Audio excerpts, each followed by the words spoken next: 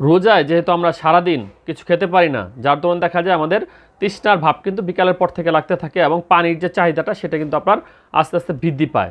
গবেষণায় আসছে আপনার রোজাদারের জন্য ইফতারের পর থেকে সেহরি পর্যন্ত, বিষয়টা ভালো করে শুনেন, ইফতারের পর থেকে সেহরি পর্যন্ত এই সময়টায় 6 থেকে 8 গ্লাস পানি খাওয়ার জন্য বলা হয়।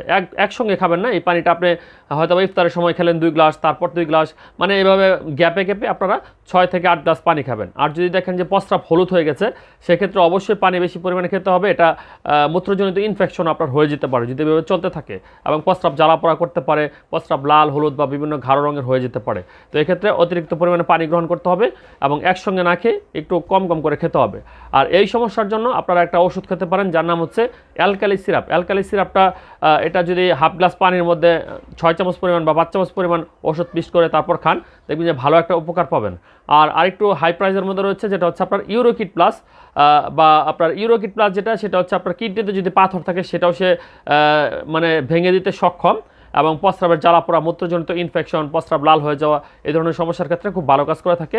এটাও একইভাবে আপনারা 3 থেকে 4 চামচ ওষুধ হাফ গ্লাস পানির সঙ্গে মিক্সড করে যদি সেহরির সময় একবার, ইফতারের সময় একবার, এভাবে 2 বেলা করে খেতে পারেন, মূত্রজনিত যত প্রকার সমস্যা রয়েছে, বিশেষ করে প্রস্রাব লাল হয়ে যাওয়া, জ্বালাপোড়া করা, এই ধরনের সমস্যা থেকে মুক্তি লাভ করতে পারবেন। আল্লাহ তাআলা আমাদের সকলকে সুস্থ রাখুন। আসসালাম।